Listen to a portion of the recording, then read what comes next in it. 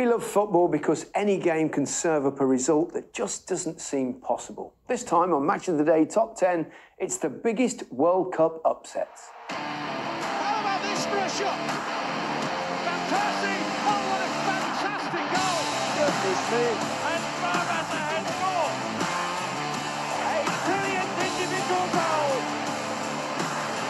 Just look at this celebration! Alan, Micah, I hope you've done a bit of research on this one because obviously we're going back a few years with some of them, some of these upsets. You involved in a World Cup upset? No. Euros upset, didn't you?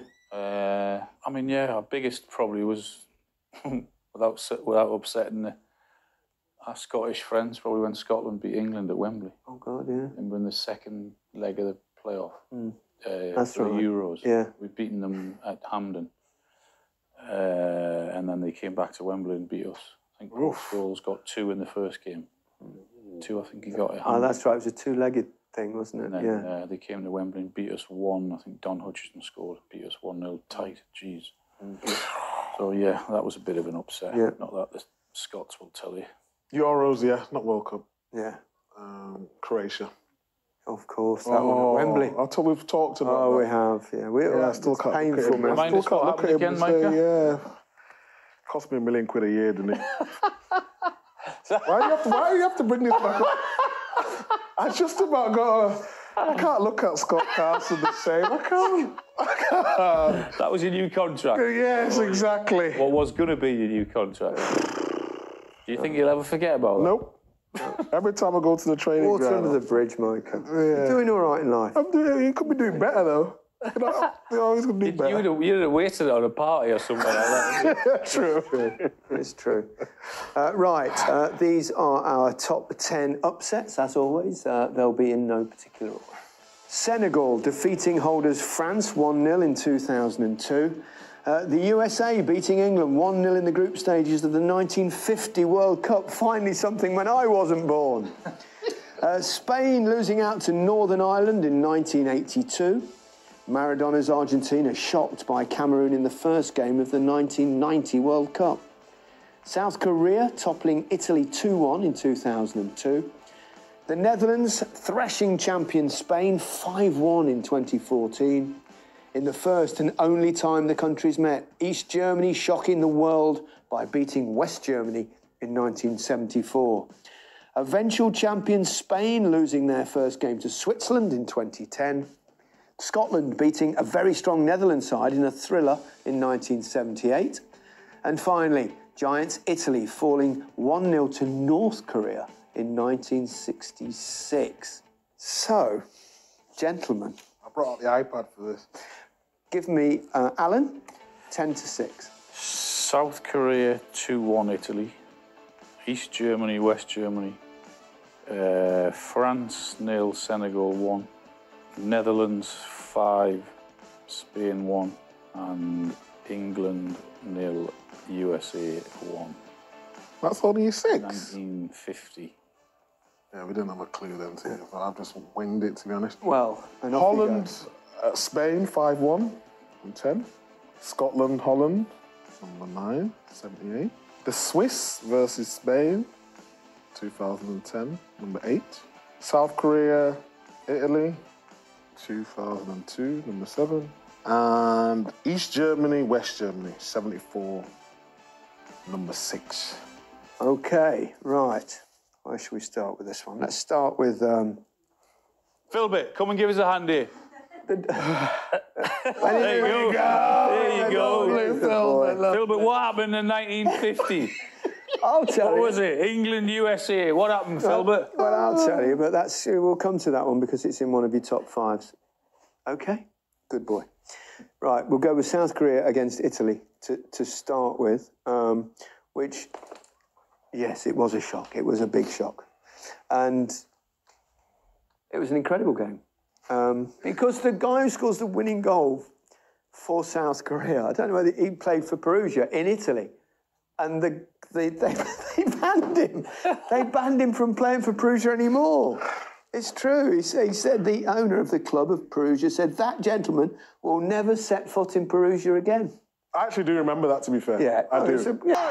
Was it such a shock, home nation, guttering? Yeah, they're a home nation because that's No, why they, that- you know. Always going to be a tough game, Yeah, isn't it? and they've improved. I think obviously South Korea football's improved, and that was the start of it. And the same with Japan. But at that point, football, you know, it was a shock. A big shock for me at the time. Yeah. I know South Korea was decent, but you expected Italians to... Shows you that football, though, isn't it? You know, however strong a favourite is, there's always that you never know factor. It's like Greece. What year? That was the Euros. Yeah, the Euros went all the way and won in Portugal and beat them in the final, didn't they? 1-0. But that's the thing about football. You can never be absolutely 100% sure of a team winning. Certainly in World Cups and tournaments where it's not like other sports. Most sports, the favourites nearly always. They're just, you know, the highest scoring sports. Why do you think that is, though? I think it's because football is because by its nature, the value of a goal is so important and so huge. And that's why I think it makes it, for me, more gripping than other sports, because the value of a goal is so high. You get that moment of euphoria when a goal goes in. Whereas if you take, I don't know, rugby, a try, well, there's lots of them. So even though you'll cheer it, it's not that big. And I also think that's the leveller, because a team can cling on somehow. You know, like we saw for Italy failing to qualify in this World Cup because, was it North Macedonia? Missed the penalty, Jorginho, remember? They had like a million chances and then they scored right at the end and suddenly they're out of the World Cup. I know it's a qualifier, but you never know. Whereas other sports, like a really strong rugby team plays a not very strong rugby team, they always win easily. So I just think there's more likelihood of surprises. What was your biggest upset then with England? Yeah. Oh, blimey. That's probably Republic of Ireland. You know, the first game of the Euros in '88, when we had loads of chances, but it was exactly one of those games where it just wouldn't go in. Paki Bonner in goal was saving everything. We had the woodwork, and then they scored and we got beat 1-0. That's probably it. You remember getting hammered off the press? Oh God, yeah. How bad was it back then? Oh. That was the days where you used to share plane with the press. Oh yeah. So you had and punters. Yeah, right. Really? Yeah. So yeah, you get them behind on the thing. It was awful. And then we were a good team as well. We had so many good players. Then we played the second game. We've now got to get a result against Holland, who were brilliant. That's the Holland of Van Basten, Gullit, Rijkaard, Koeman. And it was a great game, and Van Basten just smashed us 3-1. We're out of the tournament. And then we play Russia, and you're gone. Getting bad. And getting just hammered waiting to get hammered off the press. Papers, was that what papers back then? I mean, that's the one time I fell out with Bobby Robson. The only time. And it also showed what a great person he was, because I got hepatitis. I didn't know at the time, but I started to feel a bit weak before the tournament. And then the first game started against Ireland, and I didn't feel sharp, felt lethargic. And then after that game, I felt really jaded. And then I kind of was talking to them. I said, well, I played against Holland. It was such a struggle. I mean, I actually had an assist for Brian Robson's goal, but I was just shot. And then after that game, I could barely get out of bed. And I remember we had the training before we played the Russia game. We were already out. We were gone. So Bobby's he's named the team, and he's put me in, and I've gone, I said, I can't. And Don Howe was going, oh, no, he's all right, he's all right. And then I'd played in the last game, and I couldn't put one leg in front of the other, and he brought me off at half-time. So I came off, and then he did this thing where he had a column with the Mail or something. And what year was this, sorry? 88. 88. And then in the paper and thing, they'd kind of misrepresented him, and he said, oh, my players let me... And we got the faxed copies always sent, and we got them, and I walked on the bus, and as he was sat there, and I just tossed him, and I went, you're out of order. Really? And it was the only time I ever snapped at Bobby. I loved him to bits, obviously, but then I went for checks. I ended up in hospital for a week, and I lost 1.5 stone and all this, and it was hepatitis. So Bobby came to visit me, and he came and he said 2 things. I wanted to see how you are, and I wanted to apologise, because I didn't realise you were... And I just thought that's the man. Class, isn't it? It was just a lovely thing to do. And I said, you got nothing to apologise for. That's crap. But with an excuse on that particular occasion. So that was our biggest upset. Let's get back on to... what have you both got in there? Both got Netherlands and Spain, actually, which was quite a shock, because obviously... they're 2 big countries, so that can always happen. But Spain were the winners in 2010. Holders, yeah. And they were holders. They were unbelievable, the Dutch, that day, weren't they? That was the diving header, wasn't it, from Van Persie? Yeah, and Spain went 1-0 up, didn't they? Yes, they did. Sometimes it happens, like you said. Yeah. In football. It's often as well. I think there's quite a few in this list of first games of the next World Cup having won the one previously. Yeah. I don't know whether there's something about perhaps playing against the holders and wanting to beat them, or being a little bit, well, we've won it now. Yeah. I don't know. It's all subconscious. Then Spain lost their next game as well and went out. It's weird, that, isn't it? Yeah. After coming into it as holders and one of the favourites. Yeah, there's so many great players as well, Spain, didn't they? Yeah. Oh, yes. And they were still around. Yeah, the next generation of Spanish players is good. Gavi. They're going to be good, aren't they? Oh, they're going to be good again. Fati, yes. Gavi, Pedro, those three at Barcelona. Them three. Yeah, and there's a few others around as well. Some really good young players coming through again. But we've seen Pedri at the Euros. Pedri was. I know. Wow. He was unbelievable. Oh, played every minute, and he was sensational. He's going to be top draw. He'll be one to watch at this World Cup. Yeah, definitely. Yes. And Gavi, and hopefully Fati gets over because he's had the serious injuries out for a while. We shall see what we got. I don't know what we got next. East and West Germany. Now they're unified. So it's, but in those days, West Germany, their power over East Germany in football sense was massively different. It's one of the early World Cup memories, but most things I can remember around that World Cup were not. I can remember that game being amazing, and it's such a surprise. But they had ridiculous weather. I think there were so many flooded matches and downpours and torrential rain. And I remember Poland were good. Lato, I think he might have been top scorer in that World Cup. He was unbelievable.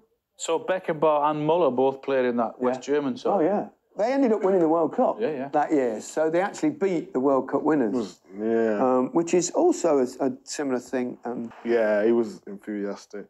That's not the best trait I've ever. I know. I mean, he was good defensive midfielder. He was okay. Yeah. It was at a time when Man City was at a transition period. We won't be buying him now, but he gave a lot for that team, and he was good for. Well, he's probably about 40.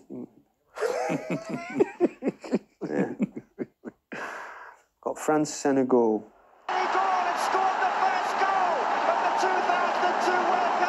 Again, defending champions. I know, yeah. Oh, now, World and European they were, France. Yeah. Wow. Right, yeah.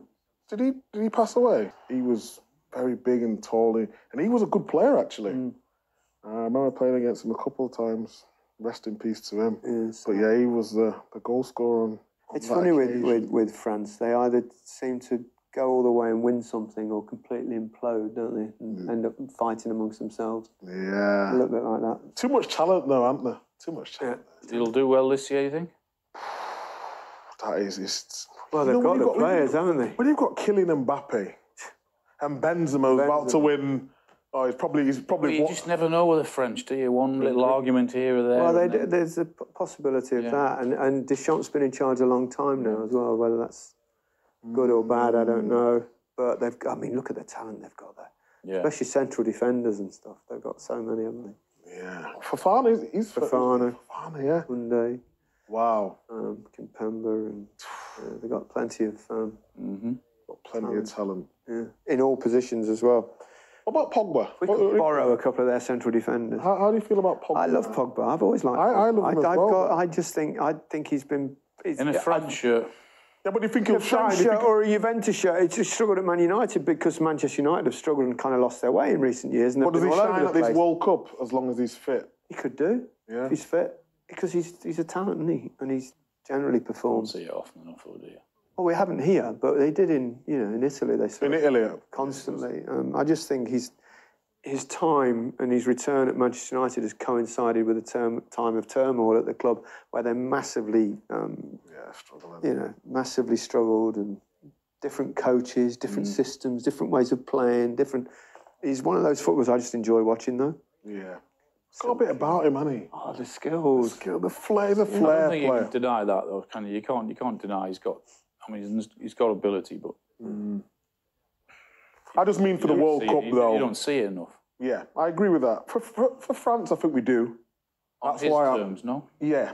But it's weird because when I played against him at Juventus, he used to work hard. I know people say it's a slower league, but he's still working hard. He used to get on the ball. Lazy. It's not lazy. I see it's a little bit that style of player that the way he moves, it's not sharp. Yeah. So he's kind of that kind of. But he doesn't track runners though as well, does he? He's a bit like Yaya Toure. Like when the game's in front of him, the best. Yeah.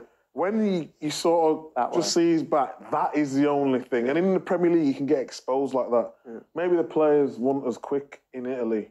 But he used to do all the running back and tracking back when he was in Italy, so I thought it'd be perfect for the Premier League when he came back the second time, but didn't quite happen. Right, let's get our top fives. Starting with you, Micah. Squeaky then. You, Micah. Northern Ireland, Spain in '82. France, Senegal. North Korea, Italy.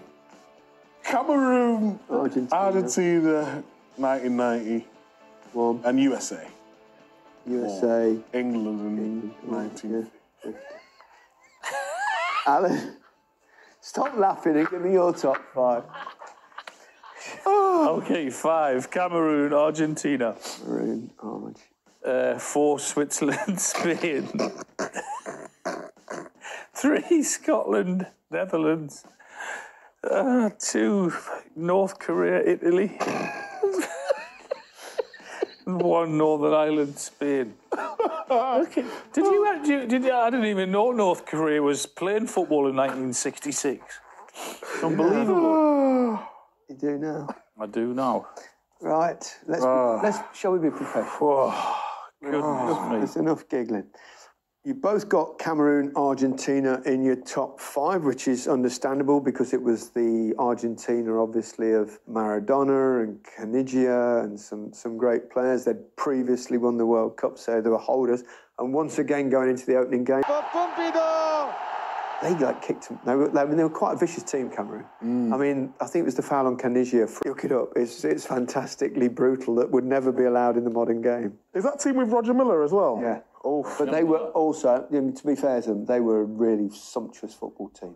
You know, they had such a beautiful football, an intelligence in their forward play and all this kind of.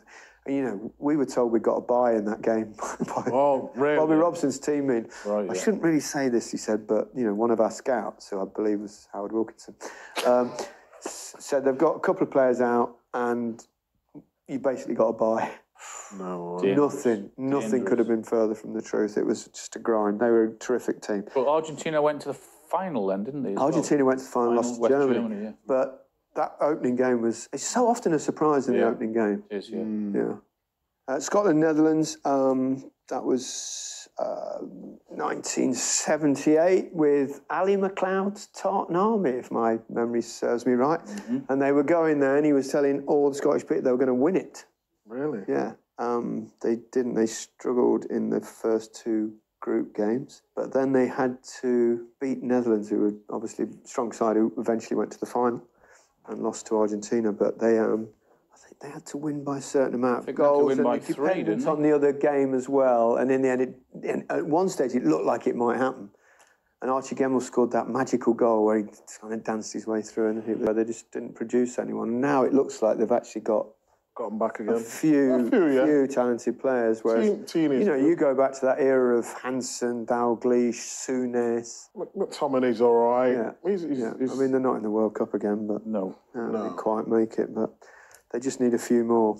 And that Netherlands team they got to the final. Yeah, they were a good side. Yeah. Rensenbrink and all those players.